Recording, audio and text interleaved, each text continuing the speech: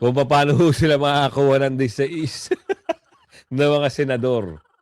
Kahit bilangin pa natin umpisahan natin doon sa mga bulok na 12. Bulok na 12 tandaan nyo. 12 lang ho yan, 12. Bulok na 12.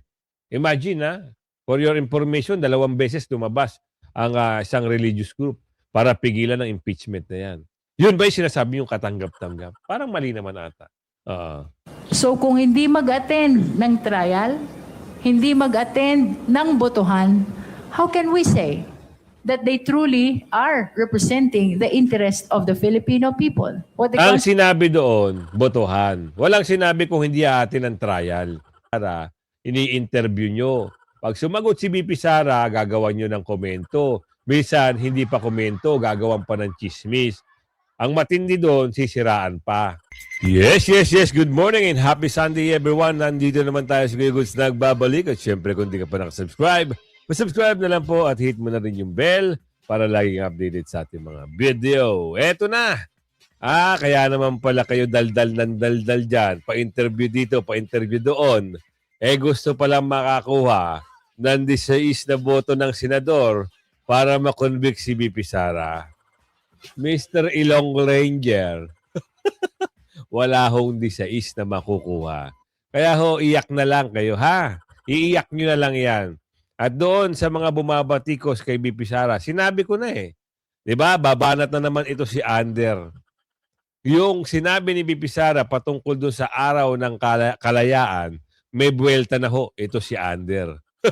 Alamin natin yan maya-maya. At papasadahan din natin ngayon, ito isang parang blessing na sa ating lahat na naniniwala na si Tatay Digong ay palapit na ang paglaya dahil pinag-uutos na ng yung judge ng Chamber 3 na yung medical examine na mabuti ang kalagayan ni Tatay Digong at siyempre yung pag-uutos na dagdagan ang mga bumibisita sa kanya. Yun pa lang ay panalo na tayo. Iyak na naman yung mga dorobo na NPA, mga kaliwa na nandyan sa dahig at bumabatikos kay Tatay Digong dyan. At alamin natin na sa impeachment ni BP Sara, malapit na itong July 5 or July 6 kung di ako nagkakamali. Ayun ay ang araw kung saan magkakaroon ng trial. Alam naman natin at ipapaliwanag niya ng isang magaling na abogado ni BP Sara na si Mark Poa. At ano sa panelo sa COMELEC? Special election? Ay nako, ito na naman siya. Umaatake na naman siya. Wag naman sana magkaroon ng special election. At ito, nag-iiyak na Nagpapasalamat daw ito si Mr. Pingping dito kay Mr. Bendalo dahil siya daw ay tumatayo. Dito, Senator Ping, back Senator Erwin, amid flood control, prove pressure claims. Aray, natutuwa ka kasi may tumatayo para sa pagtatago. Ganun ba yon? Pero siya like, siya share, samahan mo na subscribe at i-bell all nyo po. At andyan po yung join button kung gusto nyo sumali sa ating komunidad at sa ating shoutout segment sa dulo ng ating video. Ito na. Ano yung mga kagustuhan nitong mga dorobo? Makakuha daw ng 16 na boto para makonvict si BP Sara. Malabong-malabo nyo makukuha yan. Nananatiling ang layunin ng House Prosecution Panel ay makumbinsi ang 16 na senator judges sa pamamagitan ng kanilang mga ebidensya laban kay Vice President Sara Duterte. Sa gitna ito ng nakatakdang pre-trial conference sa susunod na linggo. Nakatitiyak si Bicol Saro Party List Representative Terry Riton, member ng House Prosecution Panel. Oras na maipresenta nila ang kanilang mga ebidensya sa paglilitis. Makukuha nila ang target na boto para sa conviction. Ang inaasahan po ng House Prosecution Panel ay makapagkumbinsi ng 16 na senator judges. No? So, natataranta na sila. Kung paano sila makakakuha ng 16 na mga senador. Kahit bilangin pa natin umpisahan natin doon sa mga bulok na 12. Bulok na 12 tandaan nyo. 12 lang yan, 12. Bulok na 12. So, pag pumasok ito si Mr. B, kung meron kasi nagsasabi, Kuya Goods, kilala namin si Mr. B, hindi lilipat yan. Hindi niya ipagpapalit yung magandang nagawa niya dito sa mga bulok. Okay, Given na po tayo dyan. So wag naman sana. Kaya nga natin hindi tinituldukan yung pangalan ni Mr. B kasi baka nga hindi lumipat si Mr. B. 'Di ba? Tatlo naman si B dyan eh. 'Di ba? Tatlong B dyan eh. Kaya eto si Mr. B, kung lilipat ito, 13 pa lang sila. So meron nagsasabi, may nagko-comment, Kuya Goods, meron din. Oo, baka daw, hindi pa tayo sigurado kay Miss Lauren Ligarda di umano. Nako, wag ho kayong mag-alala. Dahil yung anak niya, hindi ho papayag na mapunta sa mga dorobo ang kanyang nanay. Kaya wag ho kayong mag-alala. Pero hindi pa rin tayo sigurado.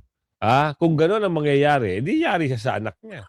Yung anak niya ay tumatayo para sa mga Duterte, tumatayo para sa kalinawanan, tumatayo para doon sa mga magnanakaw ng mga dorobo ay mapakulong. Tumatayo at nagsisigaw ng transparency. Lahat binulgar. Tapos gano'n lang ang gagawin? Hindi naman siguro pwede. 'Di ba? Hindi naman siguro pababayaan ni Miss L itong anak niya na mapahiya sa milyon-milyong Pilipino. Ano ba stand ni Mr. ni Leonardo Lebiste? Ilantad ang mga dorobo, isiwalat, at mapakulong yung mga magnanakaw sa kaban ng bayan. Tapos gano'n ang mangyayari, hindi papayag 'yon. So kayo, panic mode na kayo. Alam niyo ginagawa niyo, gusto niyo parang pwersahin ang senador, itong mga bulok na pumanig na naman sa inyo. Hindi, gano'n naman talaga nangyayari. Pero nga, malabo kayo makakuha ng 16 na boto. Kung kayo ay makakakuha lang ng 13 o 14 o 15, sinabi na ho sa programa ni Manong Ted, solido ho. Solido na ho yung Cayetano Black. Wala na hong lilipat. Kaya kayo, iyak, iyak, iyak. Dick, the Vice President. So yan po yung focus po namin, and we're certain that as soon as we're able to present the evidence to the entirety of the Senate Impeachment Court, meron po tayo makukumbinsi at least na 16 na senator judges para i-convict ng ating pong pangalawang Pangulo. Ang dami nyo ng ebidensyang hinihain. Wala pa rin kayo nakukumbinsi. Ngayon, meron kayo panibagong ebidensya. At pipilitin nyo magkaroon ng galingan nyo muna yung convincing power nyo, ha? Pero sa ngayon, ilang araw na ho ang lumilipas ng June. Papalapit na ho yung June 18 kasi ito daw yung pre-trial at checkable nila na sinasabi. Hanggang ngayon wala pa ho lumilipat. So may nababalita, yung isang senador na sinasabi, yung SP nila, na bulok, sinasabi, meron daw ho lilipat. Hindi natin alam kung may lilipat ba mula sa kanila papunta sa Cayetano Black. O may lilipat sa Cayetano Black papunta sa kanila. Hindi natin maawari, ako, naguguluhan na ako sa kanila. Kasi, ang tagal-tagal na nila dyan, hindi pa nila nasisimulan itong usapin sa impeachment. Parang ang lumalabas ngayon, sige. Tapos, ibasura na natin pag malapit na. Nakukuha nyo? Nakukuha nyo yung punto rito. Meron silang mga drama dito. Itong bulok na senador. Yung mga pa-meeting nila, pero bandang huli, makikita mo, wala namang saysay yung meeting nila. Lumalabas lang na puro press conference, puro pa-interview, yun ang kanilang banat. Kasi isang strategy nila yan para makakuha at ma-expose na naman. Kasi marami hong re-electionist sa partido nung bulok na senador na 12. Ilan ang re-electionist dyan? Sabihin natin, ayan, si Hodas, re-electionist yan. Yung Hodas, yung lumipat ng kampo. Sino pa ba? Sino pa ba yung re-electionist yan? Yan, si Tuta, re-electionist yan. Tama ba? Si Virus, re-electionist yan. Si Subiri, si Boy Bukidnon, re-electionist yan, 4. Si The Bad One, 5. Sino pa ba? Sino pa ba yung partido nila? Yun, 5. Tama ba? Kasi 12 sila eh. Sino pa ba? Si Virus. O yung Rapi, 6. O, yan yung mga re-electionist. Kaya ito mga ito, ay naghahabol na ng exposure para, kita nyo, nagpunta ng Mindanao. Ano nangyari? Hindi sila pinansin doon. Ang pumastis sa kanila doon, yung mga kaugali nila. Ano pa banat mo? Ayon kay Acting Senate President Sherwin Gatchalian, nakasaad sa Article 11, Section 3, Paragraph 6 ng 1987 Constitution na 2/3 o 16 na boto ang kailangan para makonvict si Vice President Duterte sa impeachment trial. Hindi anya apektado ang naturang bilang na kung ilan man ang dumalo sa paglilitis, kung aling block ang may kontrol sa kapulungan o sino ang namumuno sa impeachment court. Kasalukuyang nakadetine si Senator Jinggoy Estrada sa kasong plunder at nagtatago naman si Senator Bato de la Rosa bunsod ng arrest warrant laban sa kanya ng International Criminal Court dahil sa kasong crimes against humanity. Gayunman, may ibang pananaw dito si Lead Public Prosecutor at Batangas 2nd District Representative Jervy Luistro. This Magkaiba sila ng pananaw.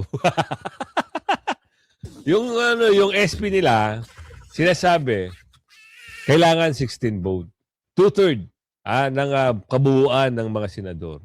No matter what, na saan block ka. Kung napunta ka sa bulok na block o napunta ka sa matinong block, kailangan 2/3. Ang pananaw naman dito, kasi yung dalawa sa mabuting block, wala. Yung isa naka-detine, yung isa naman pinaghahanap pa sa bundok Toralala. So ngayon, iba yung nito, iba yung pananaw nito eh. Ayan na mahirap pag yung pananaw mo lang. Kung gusto mo lang. Hindi pa pwedeng ganun. Sumunod kayo sa rules. Ayun na sinabi na nga ng SP bulok nyo. Di ba? Hindi pwedeng gagawa kayo ng kwento, isusubo nyo sa taong bayan at sasabihin ng taong bayan, okay na. Hindi pa pwedeng ganun. Sa panahon ngayon, matatalino na ang tao. Meron na hong social media. Andiyan na ho si YouTube. Andiyan na ho si Kuya Goods, laging nagbibigay ng reaksyon. Doon kayo manood lagi. Naipasok pa. Galing mo talaga, Kuya Goods, ha? Yung pananaw mo, Miss Congressman, Mrs. Congressman, yung pananaw mo, hindi ho katanggap-tanggap sa mga manonood, lalong-lalo na doon sa naniniwala sa mga Duterte. impeachment trial is one of the instances when the representation of the interest of the Filipino is very much needed. Ay, sorry Wala hong very much needed. Hindi ho katanggap-tanggap yan. Ayaw nga ng taong bayan eh. Imagine for your information, 2 beses lumabas ang isang religious group para pigilan ng impeachment na yan. Yun ba yung sinasabi yung katanggap-tanggap? Parang mali naman ata. So kung hindi mag-attend ng trial, hindi mag-attend ng botohan, how can we say that they truly are representing the interest of the Filipino people? What the Ang sinabi doon, botohan. Walang sinabi kung hindi aatin ng trial. Maliwanag, di ba? Article 6, Section 5 ba yun? Tama? Oo, kailangan pagbotohan ng 24 senador. No matter what, na hindi siya naka-attend. Dahil nga sa ganito, hindi pa naman ho siya nasisibak. Hindi pa naman siya natatanggal sa pagkasenador. Ano ba sabi sa rules ng Senate? Ano ba sinabi sa Constitution, sa batas ng Pilipinas? 'Di ba? Ganon din naman eh. Pero kung gagawa kayo ng istoryahe, ay hindi ho pwede yan. Huwag ho. Labag ho yan sa batas. Teka. Malipat na tayo. Total naman, napasadahan na natin yan at naipaliwanag na natin yan. Dito tayo. Sa banat na naman. Binanatan naman eh. Ito ni Ander, si BP Sara. Nagsalita lang si BP Sara patungkol doon sa Independence Day, sa Araw ng Kalayaan. Meron lang ho siya nabanggit doon. Meron na mga atake May panibagong tirada si Palace Press Officer Yusek Claire Castro. Kita nyo? May panibagong tirada. Ibig sabihin, pangit yung tirada. Kasi dapat yan, may panibago hong komento, dapat gano'n ang maganda. Ito, tirada talaga eh. Matapos ang pagtanggi umano ni VP Sara sa tangkang people power ng ilang retired military officers. Tila nawawala raw sa wisyo ang bise kapag wala ng script sa harap ng camera. Ulitin natin ang sinabi, ulitin natin sige, bigyan natin. Ng ilang retired military officer Ulit. tanggi umano ni VP Sara sa tangkang People Power Yusek Claire Castro matapos ang pagtanggi umano ni VP Sara sa tangkang People Power ng ilang retired military officers. Kita mo na. Anak ka ng tipaklong. Tumanggi na nga si VP Sara sa alok ng mga retiree na magkaroon ng hindi magandang bagay at pangyayari. Binira mo pa? Sasabihin mo pa nawawala pa si Wisyo si VP Sara? Anong merong utak ka? Anak mo bugi ka, Ander, Iba talaga ang nagagawa talaga ng sambang-samba sa mga amo. Maliit na issue, pinapalaki. Maliit na chismis, talagang kailangan maging malaking chismis. Tapos gaganyan pa sasabihin mo. Sino ba nawawala sa wisyo? Ang tanong, nagtatanong lang Tila nawawala raw sa wisyo ang bise kapag wala ng script sa harap ng camera. Kung may walang hiyamang tinutukoy si Vice President Sara Duterte, ito ay hindi ang Pangulo, kundi ang mismong pamilya ni VP Sara ayon sa Malacanang. Muling sinagot ni Palace Press Officer Claire Castro sa kanyang personal vlog ang tirada ng bise na bilang constitutional successor, wala raw sa kamay niya ang panimula ng isang revolusyon laban sa... Tama nga naman. Tsaka hindi naman dudungisan ni VP Sara yan No. Ang sa kanya, dumaan sa tamang proseso.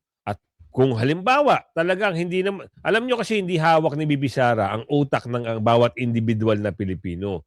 Kung ang ibang tao ay merong gusto, pwede nyo naman gawin yan Gawin nyo kung gusto nyo. Pero kita nyo yung ginagawa ni Bibi Sara, dinadaan niya sa tama at sa magandang pamamaraan. Ngayon binabatikos pa ito nito ni Ander.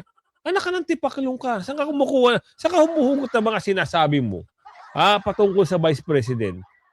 Vice President to At sa 2028 maging presidente. Maghinay-hinay ka naman, Miss Ander. Oo. Baka pagdating ng araw, yung mga pananalita mo na yan, hindi mo magamit yan sa 2028. Nagtatanong lang ho kami Administrasyon dahil wala sa aking mga kamay ang pagsasagawa ng extra constitutional means to overthrow the current administration. At hindi ko din gusto yon. Hindi ko gusto agawin yung posisyon ni Bongbong Marcos. Gusto ko makita ng taong bayan hanggang sa dulo kung gaano walang hiya. Kita nyo? Ander, tapos babanat ka pa. Sabi ni Bibi Sara, gusto niya makita ng taong bayan hanggang sa dulo ang pangwawalang hiya. Ibig sabihin, wala siyang balak agawin ng pwesto. Kayo lang nag-iisip niyan kasi nga, sarap buhay. Paldo, sabi ni Aling Ledesma. Nagtanong si Aling Ledesma sa kapitbahay niya. Paldo daw. Paldo. Kita nyo na. Kayo, ang hirap sa inyo, nananahimik si BP Sara, ini-interview nyo. Pag sumagot si BP Sara, gagawan nyo ng komento. Minsan, hindi pa komento, gagawan pa ng chismis. Ang matindi doon, sisiraan pa. Ito napakasimple na sagot, Ang dami nyong sinabi. Nagme-meltdown pag wala ng script. Kayo nga, pag wala ng script, talagang wala Diba yung mga pronouncement nyo, sira. Si BP Sara, napakagaling magsalita kahit walang script. BBM. buwalta ni Castro bukod sa walang modo, nawawala raw sa wisyo ang vice-presidente kapag wala ng script sa harap ng kamera. That word! That word! Sino kaya ang walang moda sa harap ng camera? Alam niyo yung mga ganito. Ewan ko lang Talagang ibang klase. Ang nakikita ko sa kanya dito iba yung itsura niya sa likod noon, iba. Kayo na ho magbigay kung ano yung itsura na yun. Hawawa si BP Sara. Oo, lagi na lang si BP Sara ang may mali. Hindi naman ganun. Di ba? Ito rin nagsabing Chucky. Kita nyo? Porkit kayo ang nasa pwesto. Alam, may katapusan din naman yan May katapusan din yan. Kung ako nga kay BP Sara, pag pina-interview siya ng mga ibang newscaster o stream media, wag na siya magsalita. Sa mga vlogger na lang siya magsalita. Kasi gagawa na naman siya ng istorya eh. Pagpepestahan na naman siya sa Malacanang at yung nagpepesta, malamang, oo, aray, kilala nyo na. From the Vice President. Talaga? Sabi sa inyo mga Kita nyo, ang hirap pag wala, ano, pag walang script. Di ba? Natutulero. Di ba? Ulitin nyo yung reaction niya. pag walang script ito, Ah. lumalabas ang tunay na ugali. Nagme-meltdown. Makita niyo yung mga pronouncement, no? Ewan ko sa'yo, bahala ka dyan. Dito kami sa, pinag-utos na ho. Ito magsaya na, magbunyi na ho tayo ngayon. Pinag-uutos na ho ng ICC na muling isilalim sa medical examination itong si Tatay Digong. Palakpakan. It's a very, very, very, very good news sa lahat ng ating mga kababayan at very bad news doon sa mga unggoy na still na bumabatikos kay Tatay Digong. Yung mga nandyan sa Hague, sa dahig na mga ulupong na kampo ng mga pulangaw, mag-iyakan na kayo. Lalo na yung babaeng hati ang ngipin, yung ilong nasaplad. Kilala nyo yun, di na natin babanggitin. Yun yung laging nandyan eh. Di mo nga alam kung bakit nandyan eh. Pasahod din ng gobyerno yan, sabi ni Aling Ledesma. Di umano. Saan kaya nabalitaan ni Aling Ledesma na pasahod yun? Saan kaya? Magbunyi na lahat. Pinasusuri muli ng ICC ang kalagayan ni FPRRD bago siya humarap sa paglilitis. Pinahintulutan naman ang hirit ng kampo niya na madagdagan ng aprobadong bibisita sa dating Pangulo. Yan ang Agenda Weekend Report ni Ched Gatchalian. Ipinag-utos ng International Criminal Court Trial Chamber 3 ang muling pagsailalim kay FPRRD sa medical examination. Ito ay para masuri daw ang kanyang kahandaang humarap sa paglilitis, kaugnay sa madugong war on drugs sa ilalim ng kanyang administration. Nako, yan na naman tayo. Naipasok nyo na naman yan. Ang usapin dito, pinag-uutos lang. Bakit nyo na naman pinasok yung eksena na yan? Ito yung misleading na naman. Ito yung pangit eh. Isipin nyo ang usapin, ang gusto na lang ibalita, yung pinag-uutos ng ICC. Inuugnay pa. Sakit nyo sa ulo. Kaya minsan, napagtatanto namin, totoo lahat ng sinasabi. Pinag-uutos lang ang usapin. Kung paano iaharap si Tatay Digong, compete ba siyang humarap doon sa pre-trial. Pre-trial na ba o trial na? Pre-trial kasi November pa yung trial eh. Naipasok pa nila yun. Ang lupit nyo talaga. Ibang klase kayo. Dito na tayo. Pag-usapan natin at himay-himay natin. Itong impeachment trial ni Bibi Sara. Attorney Powa, siya ho ay naninindigan na wala naman talagang kasalanan at lahat ito ay pamumulitika lang na mga durobo, yung mga mastermind sa flood control, yung mga kumamal ng maleta. Yan ang katunayan. Yan talaga ang katunayan. Yan ang totoo. Double-edged kasi na highly publicized ang isang trial. Why does it help? Kasi gusto nating maipakita sa taong bayan, sa mga Pilipino, na walang basihan yung naging mga paratang aligasyon laban sa Vice Presidente for the past, 2-3 years. Yeah. Impeachment. Without going into the merits, Of course. alam naman natin, of course, it's a matter of great public interest. Opo. So, lahat ng facets yan is covered by media. As sa iyong opinion, as a lawyer, yun bang televised o publicized ang trial, does it help the defense? Does it harm the defense? Or does it help the prosecution or harm the prosecution? You know, I hope you don't think this is a safe answer, no? But kasi ito yung totoong nasa isip ko. Double-edged kasi na highly publicized ang isang trial. Why does it help? Kasi gusto nating maipakita sa taong bayan, sa mga Pilipino, na walang basihan yung naging mga paratang aligasyon laban sa Vice Presidente for the past, 2-3 years. No? Yes. But Bakit double-edged? Kasi, syempre, nandun talaga yung tendency na trial by publicity talaga yung nangyayari. At as you know now, we have social media. Hindi katulad ng mga previous impeachments. Now, we have social media. So, ibang opinion ang marinig mo. There are more legal experts than lawyers in the country right now. Diba? So, ang daming iba-ibang opinion na marinig Marami mo. mga attorney Google So, ngayon. syempre, we're also very cautious and conscious of that. That's why I think it's very important na aside from the social media, tayo, bilang mga abogado, we don't blur the lines. Whether ano ang kulay mo sa politika, let's be objective when we talk about the law sa taong bayan para ma-explain natin na mabuti. That's why I'm saying it's double-edged. Kasi una, mapapaliwanag mo sa tao, yes, pero kailangan naman talaga ng transparency. Pero pangalawa, medyo masasubject talaga ang isang respondent, katulad ng isang akusado, sa trial by publicity. So we're very conscious of that. Kaya importante yung transparency. Kaso may isa kaibigan ko, advocate siya ng transparency, but for women's clothing daw. Anyway, Sino kaya itong kaibigan niya na to? hindi ko nababanggitin. Baka mabash eh. Anyway, may tinatanong ko sa akin kanina. Marami akong tanong, attorney. Huwag kang mag-alala. Hindi, may gusto akong lumabas na ngayon na tanong. Kasi tinatanong mo sa akin. Sige. Para sa akin, kung ano mas mahirap. Sabi ko, itanong mo kay... itanong mo sa guest natin, wag sa akin. Ano pong mas mahirap? Sumagot sa media or sumagot sa nanay mo? Definitely sumagot sa nanay ko. Talaga? Kasi bago pa ako sumagot, alam na ng nanay ko yung sasagutin ko. Yung sasagot yun ko, naman diba? pala.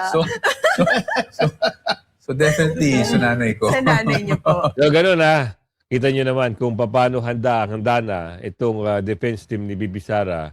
Ito'y patungkol sa magaganap na hearing o trial sa impeachment. Alam nyo, sawang-sawa na ho ang taong bayan sa mga kagaguhan ng mga dorobo. Kaya sana naman, matapos na lahat ito. Pero maniwala kayo sa akin sa sobrang ano tawag doon? Gusto nilang mapabagsak si Bibi Sara. Yung iba kung ano-ano lang naiisip eh. May nagsasabi diyan na maraming ebidensya sila o kagaya no si Ilong Ranger, si Kokey. May lalabas sila na bagong ebidensya para makakuha sila, makonvince nila yung 16 na yung judges, yung mga senator judges na makonvict si Bibi Sara. Yan ang kanilang banat eh. Tapos yung isa naggumawa ng sariling rules. Anak ng tipak gumagawa ng sariling rules. Diba? Isipin nyo ayaw sundin ang saligang batas. Gusto nila gumawa ng kanilang mga rules. Oo, nakakatawa kayo. Nakakatawa. Eto na. Nagbunyi itong si Pingping. Dahil mapapagtakpan.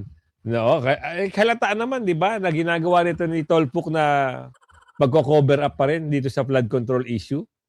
Di ba? Kuha nyo naman eh.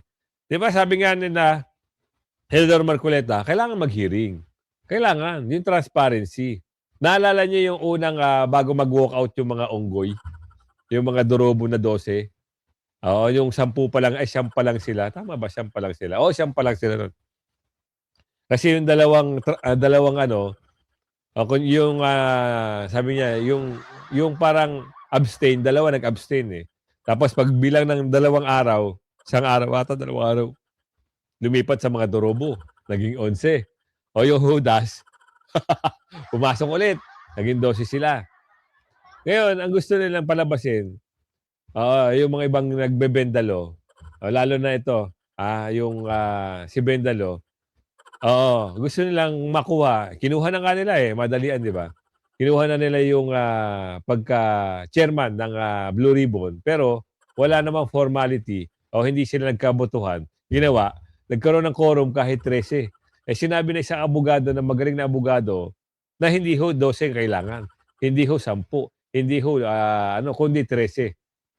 Nakuha nyo? 13 ang kailangan. Ngayon, dito, lalabas na parang tuwan-tuwa ito si Pingping dahil parang tila baga, may kakampi siya doon sa naging, meron na naman na tagapagtanggol, tagapag-cover, itong mga dorobo.